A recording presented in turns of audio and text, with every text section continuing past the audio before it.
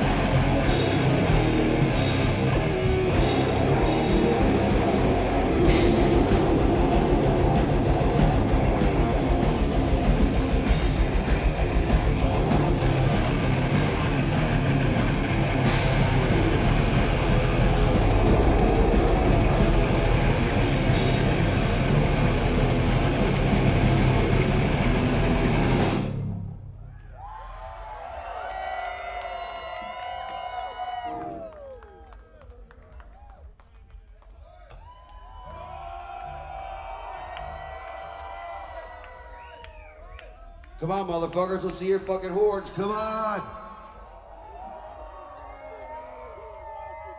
Indulgence is eternal. Order the Ibex.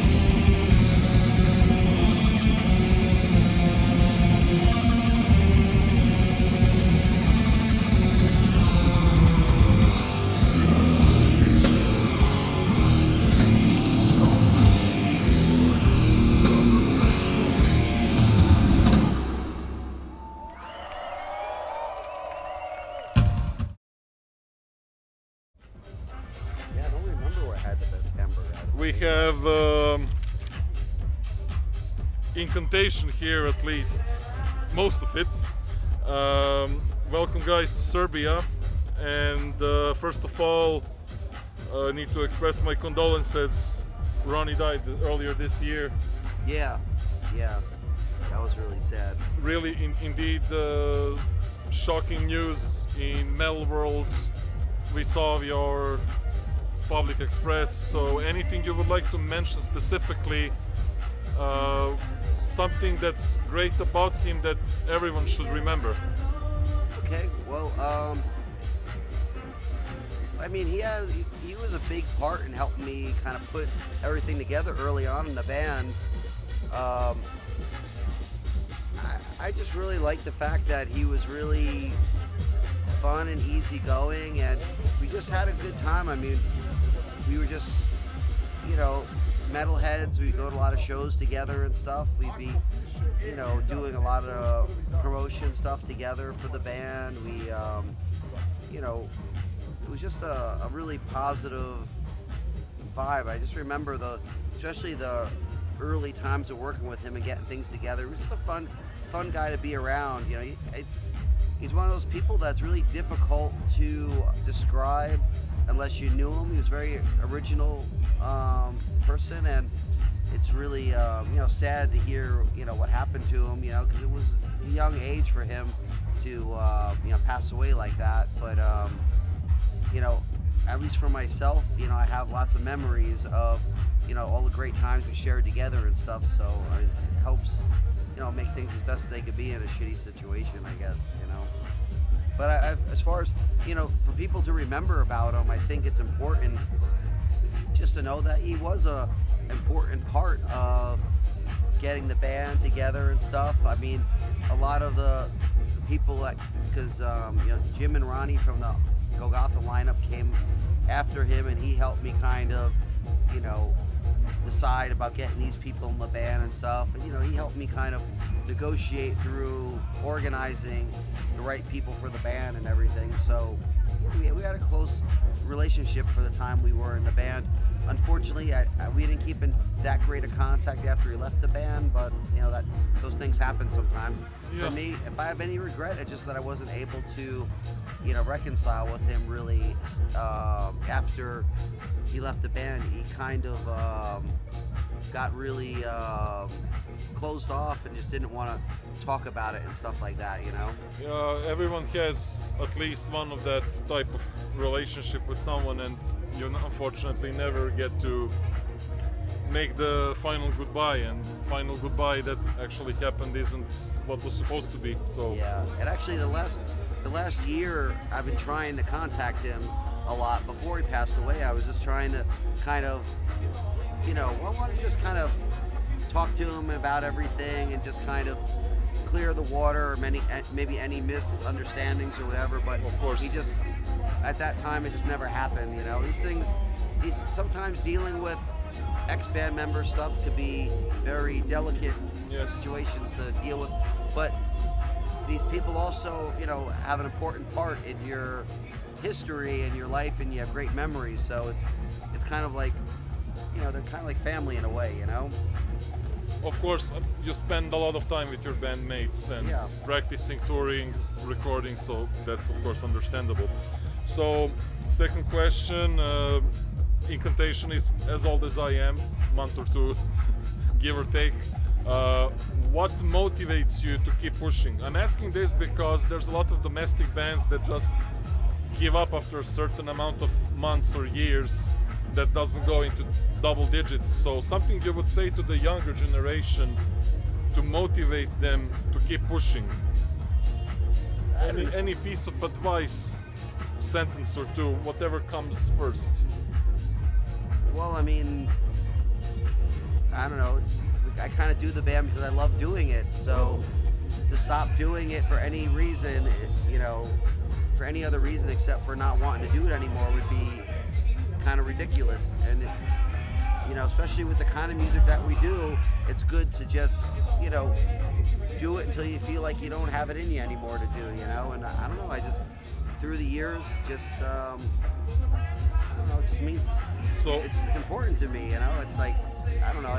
So I know some people get frustrated because things don't work out and stuff like that. But for me, it was just didn't matter if there was things were popular or not popular with the band at the time. Yeah. Because it was writing the music, creating the music, jamming with people. That all stuff's important. You know, it's not just the fame and whatever. You know. For Luke, how did you fit in the band since you're the newest acquisition of the band and you came to a band that's highly established in the metal scene, has been there for 30 years? By the time you got there, yeah, it's a very weird journey. I had opened for them, I think it was 2012 or 13, and they were in need of a bass player to help. Chuck couldn't do a tour, and I figured it'd be like, okay, I'll help them out for a couple shows, and they kept calling me back, and They did a good job. yeah. Then one thing led to another. It's still very surreal to be in the band, you know, playing guitar now. It's cool. It's like Onward to Golgotha came out the exact day and year I was born, so it's exactly. That's quite a coincidence. That's kind of surreal. So yeah. And he was sessioning in on bass for what is it, almost 5 years or something. 2015. Yeah, for 2015. So for us, it was a really no-brainer because we jammed with him so much already. Yeah. It was like we knew that he was cool. We knew he could play the stuff. So it was like for us, it was super easy to make that decision. We were just hoping that he would want to go all in, you know. And he did. It's been working out awesome. For John, of course, what's your opinion on the state of the metal scene compared to the 90s and the period that we're in right now, like pre-pandemic, let's say? Are things better in the US? Because I've never set foot there, so we'd like to know. We'd like to know if. That's right. Yeah. Okay. So, what's better? What's worse compared to the 90s? Well, it's not fair to compare the early 90s with 2020 because I mean it's a different world, you know, and exactly nothing's ever going to be as fun as the early days when everything is brand new. Bands are coming out with all these new sounds and new ways of doing things or original ways of playing stuff. It's like you're talking 20 years in where almost everything's been done to some extent. But, you know, that being said, it's better now than it has been in a long fucking time. Maybe popularity and crowd-wise, it's better now than it was back then. It just back then was just it's just different now, but it's great now. I don't even know how to explain it, but I think the metal scene is great now. I mean, I speak for ourselves. We've been doing, you know, better than we have in a long time. I mean, a lot of it is, you know, obviously we're playing great as a band, we're vibing good as a band, but also there's people are interested in the style that we're playing. So between us executing it well and them wanting to hear what we're doing, it's a good mixture, you know. I know if you talk to any of us, if you talk to any of us in the band, they'll say that the show vibes has just been totally amazing. Probably the closest it's ever been to that vibe of when death metal just started emerging, that freshness. Because there seems to be like people really want to hear what we do, like us spilling our guts out musically. It's really a fun thing. I think Luke, maybe you can explain it a little better. I think it's cool. There's a lot of guys like my age and younger that it's like he said, it's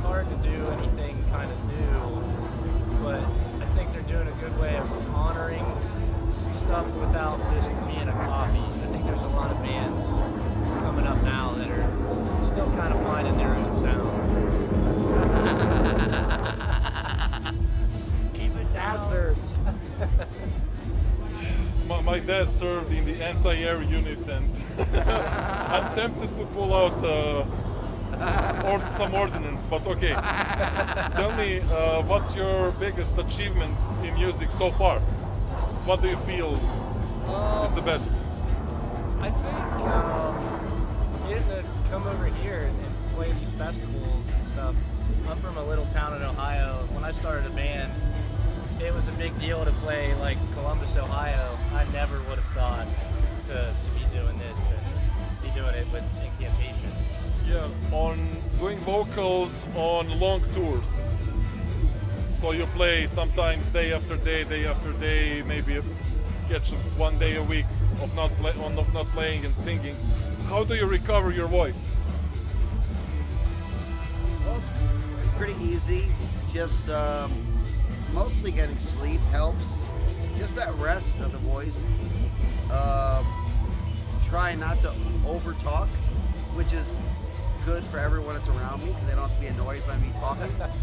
And I mean, you know, just a normal thing. It's good to have like a little bit of tea or something. You know, kind of relaxes the throat muscles a little bit. But yeah, but most of it is just, as far as trying not to destroy it, it's like playing live is easy. That part's not the problem. It's afterwards with the loud music going on all the time. Like now with the loud music, I have to talk more stressed. Yeah. And that actually hurts my vocals more than doing the vocals live. You know, growling live, I'm to the point now where that comes pretty easy. It just, the other stuff is, you know, like if I hang out inside the club with the music playing, other bands playing, and I'm talking, then you know, I can blow out my voice a little bit. Especially after trying to overpower what's around. Okay, Yeah. That's it for me. I thank you for your time. Nikita will take over. It's great to meet you. Pleasure is mine. Shake your hand. Yeah, nice to meet you. So, Yeah, thanks again. Thank you. I'm going to be very brief. Sorry, I okay. also have a couple extra questions. Yeah, no problem. Platform. So, first off, a personal moment. So, you are probably my favorite death metal band of all time, so it's a huge Thank you. I honor. appreciate that. It's kind of you to say. It's a huge honor to speak to someone who created all of it. It's still a bit unreal going from my bedroom, from writing shitty reviews to suddenly interviewing the likes of you guys. I appreciate it. It's, for me, it's like hard to believe that an album that we did so long ago, that we worked hard at it, but it's hard to believe that 30 years into it, people still talk about it and enjoy it, and it's become an important metal album, you know, a death metal, it's like a death metal staple now, which is far, far beyond any thought.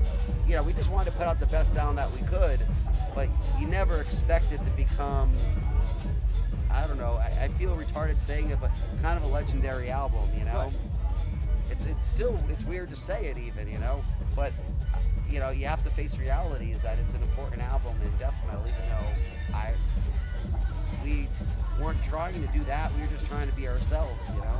So yeah, so the success, it came naturally. So it's not something that you were striving towards. You just wanted to be good musicians. We were almost doing everything opposite of all the other death metal bands at that time. We wanted it to be like extra heavy, extra brutal, extra evil sounding and dark. Like a lot of the bands of our generation were going for a more cleaner, a more maybe more commercially acceptable sound. Yeah. And we were like, we wanted to be like anti that. We wanted to be the death metal for the real die-hard death metal fan, not, you know, the experienced death metal person, not the one that just heard death metal for the first time yesterday. It might take them 6 months to a year to understand what we're doing. But we were just arrogant pricks like that. We just wanted to, we wanted to express ourselves our way. I mean, we came from the death and thrash origins, like the Possessed and, I don't know, Necrophagia and Celtic Frost and early Morbid Angel, stuff like that, were inspirations. We wanted to push those limits in our way different. We thought it would be better to do it our way than just follow the rules, because I don't know, for me, I've always looked at it like just metal in general is not supposed to be about following the rules. You're supposed to like just, supposed to be a rebel if you're into metal, I mean, you get into metal because you want to tell the world to fuck off, And so it's like with music, it was the same way. Fuck you, we want to play it this way, And we paid for it in a negative way for a while, We were looked down upon. We were kind of like the, what do you call it, like the bastards of death metal in the U.S. But at a certain, once our album actually came out, there was like a core of people that really liked it, and it kind of grew organically like that. But it was not by design at all. We even had a hard time finding any other label. Relapse was the only label that was reasonably sized that would even release our album. All the other labels were like, "You guys suck," Really? Yeah. They didn't like it. I know Nuclear Blast even didn't want to release the record in Europe because they're just like, they told me right out, they're like, "We hate this album. It's terrible." But It's about Onward to Golgotha. Yeah. Oh my God. But they had a deal with Relapse Records that they had to release it. Like, Relapse was allowed to release Nuclear Blast stuff in the U.S., so Nuclear Blast had to release Relapse stuff in Europe. So they released it reluctantly. But one thing that I appreciated about Nuclear Blast is that they were honest. They didn't say, "Oh, your album's great," and then tell you to fuck off behind. They told us right out, "You guys suck," but we're putting it out anyway, And look at where you are now in Yes. terms of the album. It is a monumental album. So, sorry. yeah, I mean, maybe Nuclear Blast, if he asks Marcus from Nuclear Blast now, maybe he'll say, "Oh yeah, I knew it from the beginning." No, he definitely didn't know it from the beginning because nobody knew that it would ever be anything more than just maybe a cool album of that time or something, not as quite important, And I just want to ask you, so you have a very trademarked sound, very bottom heavy, very cavernous, and I think that would be the best word to describe the style of metal you're playing. So how do you feel about giving inspiration to new bands like Tomb Mold, who are also from America, I think, Grave Miasma from the UK, so you inspired this whole new generation of bands that try and to some extent successfully emulate this sound. Well, I mean, I take it as an honor. I mean, what musician would not want to be considering inspiration to others in writing? I mean, that's one of the most, I don't know, one of the greatest things any musician I think could accomplish is to be influential to other people and give other people inspiration to do their own stuff with their bands. So, I don't know, that's the way I look at it, I mean, I never expected, we weren't thinking about anything like that at all, It all came as a surprise when I started to hear bands that were kind of having the influence by us, and I think now it's crazy because there's a pretty big scene of bands that are influenced by us and do quite well, which is great, it's an awesome thing. Do you have something to add? I guess I would agree because I'm one of those people now writing for the band. It's like I have to get in that headspace. Like, how do I sound like Incantation? Like whatever he writes is gonna sound like Incantation. So Just happens. it's cool for me. I can kind of maneuver around and kind of pull from that, but kind of bring my own thing to it. So that's exciting. And so when you mention songwriting, so it's a collaborative thing. It's not like you come in with your own parts and then it somehow melts together. So it's a thing that you all do together. We all try to do it together. I mean, it kind of like when we get to practice, as long as everybody can get to practice, everybody's involved because we want to have a band vibe as much as possible, All the songs, in my opinion, most of our best songs were a collaboration between all the members because whoever you're jamming with, you want to pull out, their influences or their way of doing things, and then, use that to make things more, I don't know, original or more interesting. Yeah, it keeps it Yeah, it keeps it interesting. Keeps it interesting. Exciting. I mean, I mean, really for all our albums, especially the last 5. I mean, Chuck did a lot of writing for it. Kyle wrote some rhythms of some of the songs, not just the drum parts. You know, I mean, I always write a good amount of stuff. You know, even Sonny wrote some stuff for what was it? Profane Nexus and Second File Divinity. Yeah, and then Luke. I mean, Luke didn't write stuff on Second File Divinity, but he did some solos on it. But with the new stuff that we're working on, you know, it's a collaboration too. I mean, everybody in the band, songs are represented in there. It's just a simple thing. Is it just has to sound right in context of the album. It's like, as long as you can go into writing stuff, everybody can go into it with a non-egotistical way and just try to just find a way to make it mesh together, and it usually flows together great. I mean, you know, it's crazy, but now it's almost too easy to write an album, because if I come up with a couple ideas, Luke comes up with a couple ideas, Chuck comes up with a couple ideas, Kyle comes up with a couple ideas, well, it's already written, the album, you know, so, but it's great, you know, because there's albums like Profane Nexus, Primordial Domination, what was it, Decimate Christendom, and Blasphemy. Those were primarily just myself writing a lot of that stuff with Kyle, of course, and it's good. I mean, I like a lot of the songs there. It's not that they're bad, but I like the fact of having the added bonus. And then what's super great is, like, if I write, like, say I primarily write a song, and then Chuck comes in with, you know, his bass stuff, and it throws a little extra flavor.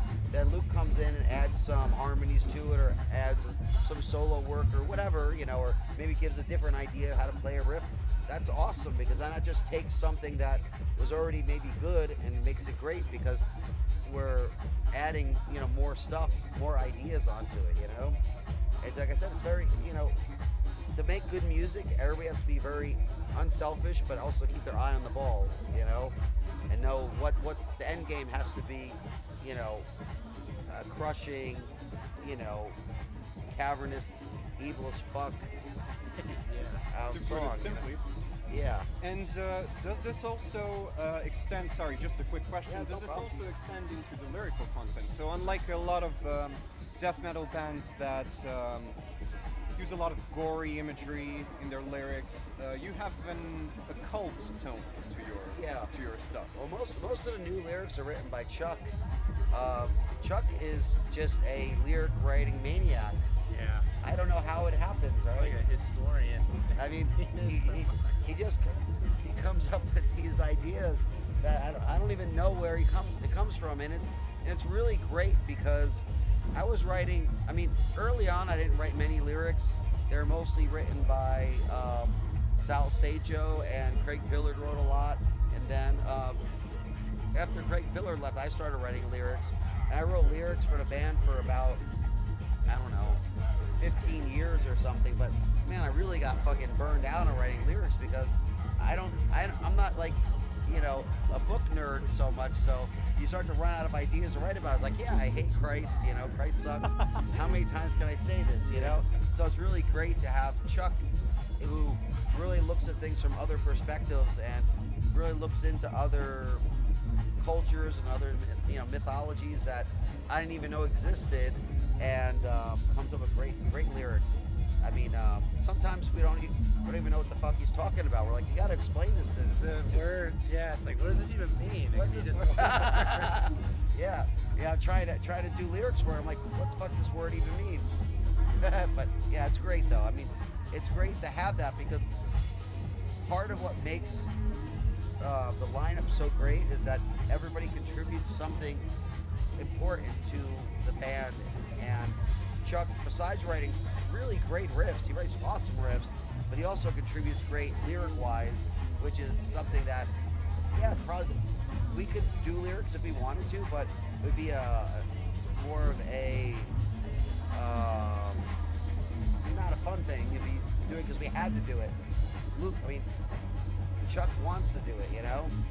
But and then, you know, like I said, we all add in our own things to make things great as far as just the band in general. It's really lucky. Okay, thank you. I really appreciate your time. Hope to hear how this your chemistry on the band works out on the next album. So just a quick one. When can we expect some new material?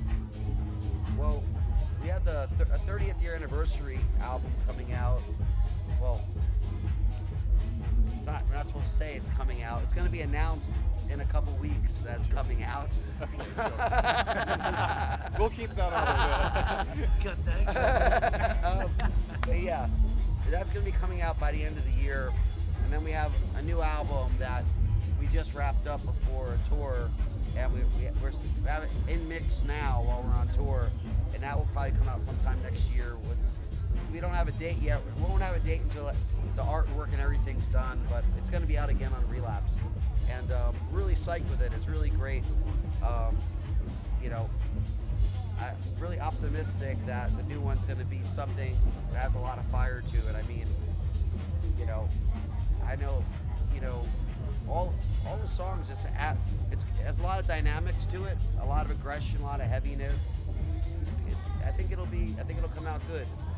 I hope Indeed. so. And I hope to review it one day. And thank you guys for talking with us. So tight schedules, you know how it is. Yeah. Good luck on your show, and we'll be on our way. Thank you very much, man. Thank you. I appreciate it. Hell yeah. Thank you so Thank you much. for I your appreciate time. it. Yeah. Enjoy your stay here. Thank you very much. Try the food, it's great. Please get in touch with us when whatever you've done is, you know, published, however you publish it.